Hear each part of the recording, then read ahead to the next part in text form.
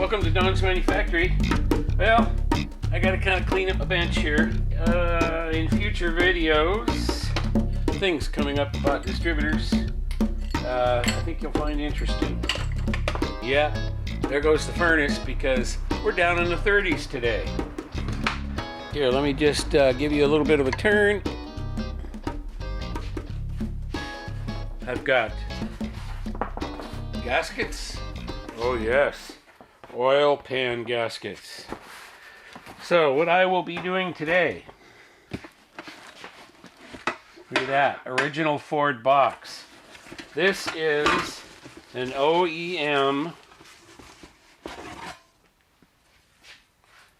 windage tray for Boss 302. It comes with the windage tray and the bolts that have this, well, it's not a spacer, but it has this raised portion here with a bolt, and that's what holds the windage tray in place. So I have to replace 4 of the main cap bolts.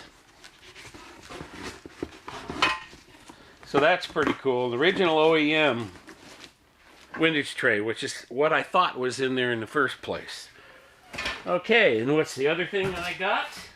Well, Boss 302 pan with baffle. So you can put 6 quarts in this pan and not suffer the ills of too much windage from the crankshaft. I thought that I had already, when I built the motor, that this stuff was already in there. However, apparently it's not. So let's get going on this. Up. Well, first order of business, let's unlock the hood. Oh, I gotta show you this. Look at all those bugs on that windshield. Oh yeah. That only comes from happy miles on the road. I do have just a little bit of seepage at the rear main seal. I can't remember what rear mains I put in this thing, whether it's rope or split lip. That's what I'll be doing today, so we'll just move on to time lapse and get with the program. Okay, let's get at it. Alrighty, blow-by-blow description. Well, got to get that spot clean on my bench. Yep. Jacking it up here, and I kind of goofed, and I didn't realize it, but I had just barely caught the jack stand under the driver's side. So, yep, out comes the jack, and yeah, do a little repositioning. Safety first. I just love that these starters are so easy to take out. Well, I don't have headers, so that makes it a lot easier. I'm also taking down the idler arm there because it drops the drag link just enough that I can get the oil pan out. Otherwise, even then, I should say, you have to turn the crank to the right position so the counterweights don't stop you from taking it out.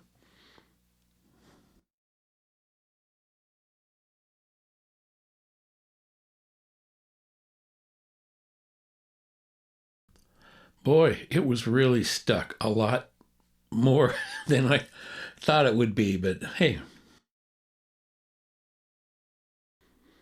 And as soon as I get the pan down, I notice there's a chunk of metal laying in the bottom of the pan. So the question now is, what inside this motor has a 20 thread pitch? And it's a little triangular piece,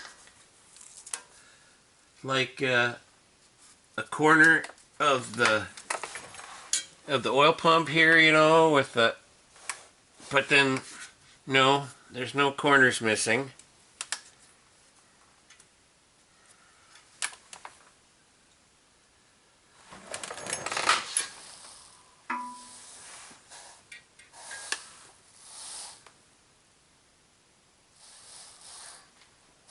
Jeez, I just don't know what it would be. rocker arms. You know, what's got a 20 pitch up in the rocker arms? Or under the valve cover, maybe.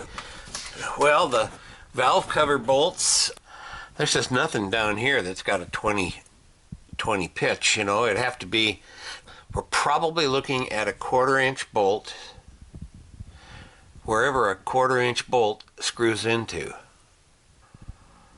Huh. Well, I guess I'll just keep going and we'll see what I find. I'll just clean up the gaskets, and I have to pull the bolts out of these two main caps and put the long ones in for the windage tray. I'm also going to pull the rear main down because, as you can see right here, I don't know if you can see that or not. Well, now there's oil leaking all over the place, but you can see that there was just a real light seepage at the back of the pan, and I do not know. I think it's the rear main leaking. So I'll pull out this rear main and see if it's either a wick or a split lip. In the meantime, I'm looking for where a little piece of 1/4 20 thread might have come out from.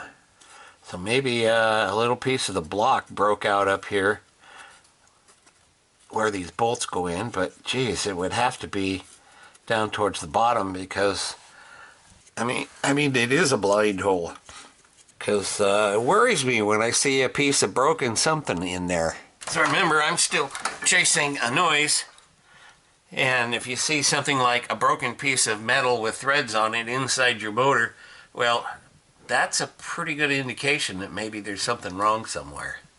The rest of the stuff looks pretty good. The oil pump, the oil pickup. So, anyway, I'm going to get to it. I'll bring you guys back when I get the gaskets all cleaned up and that rear main down. Yeah, the rear main's out. It's a split lip seal. It looks okay. I don't really see how it would be causing problems. Look at how good that bearing looks. Been in there since 1987. So, anyway, I found a little square piece of metal, this one right here. Has 20 pitch threads on it. It was down in the bottom of the pan. So I got to figure out where that came from. I mean, just about the only thing it can be is a 1/4 inch bolt somewhere in the motor. I don't know what all uses 1/4 inch. Maybe the valve cover. Maybe it just broke a little chunk out of the head there where the valve cover bolts down. I don't know. But I got to find it. That's as much as I know. I guess I'll go get a rear main seal so I can put that back up. Okay, now I'm really confused.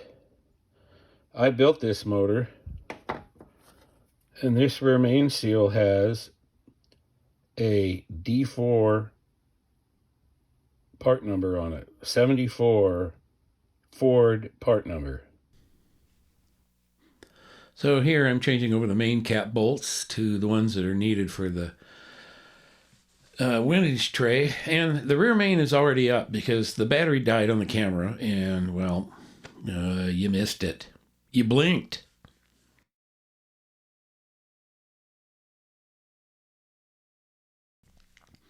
Now just cleaning the gaskets.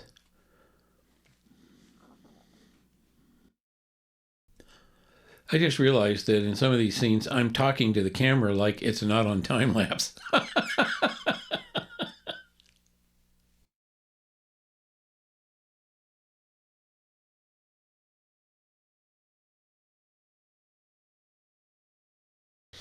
Yeah, just the reassembly process. Get the pan tightened up and put the starter back in, bolt up the idler arm.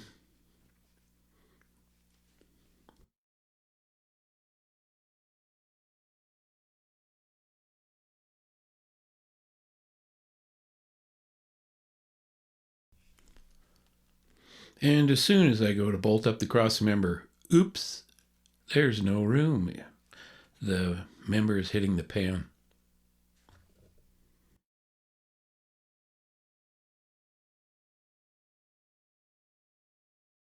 So where I have landed is that with the new pan, it's hitting the crossmember.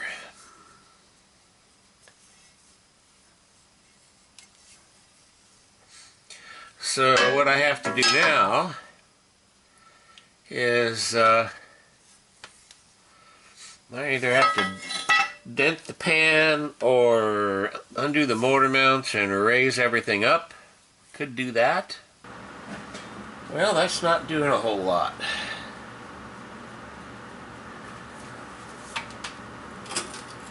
Oh, you know what?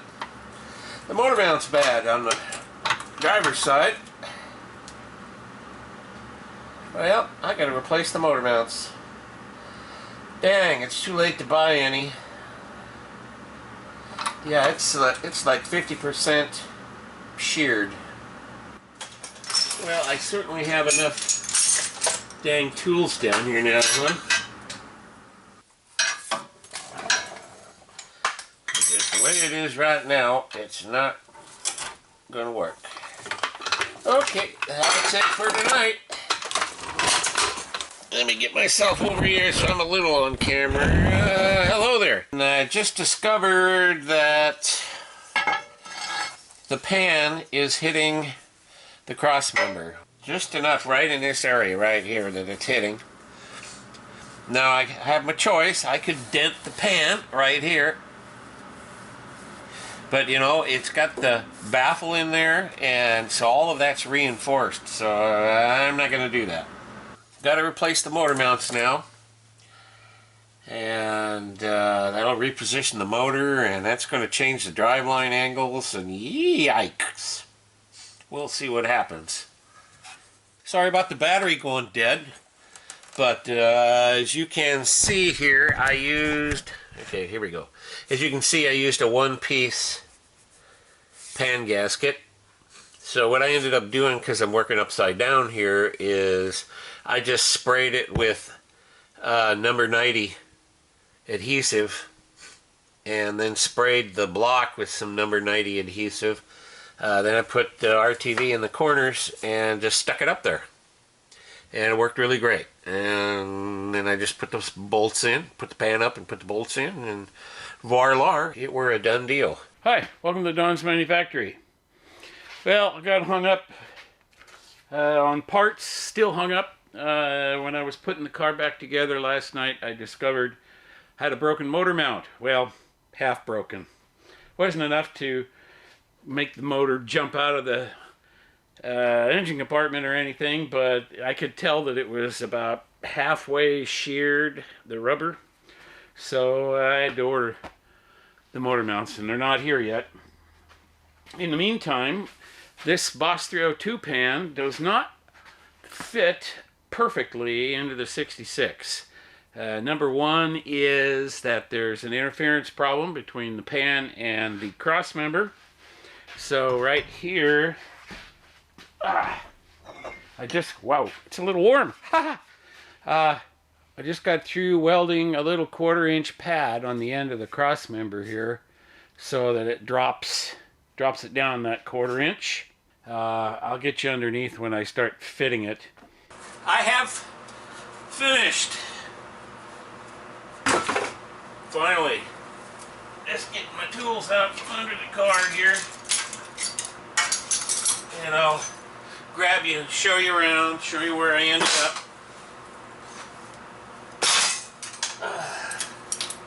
Boy, oh boy, oh boy. Tired. So, had some unexpected repairs come up, as always when I'm dealing with a car this old. So, let me grab you, and I'll show you around.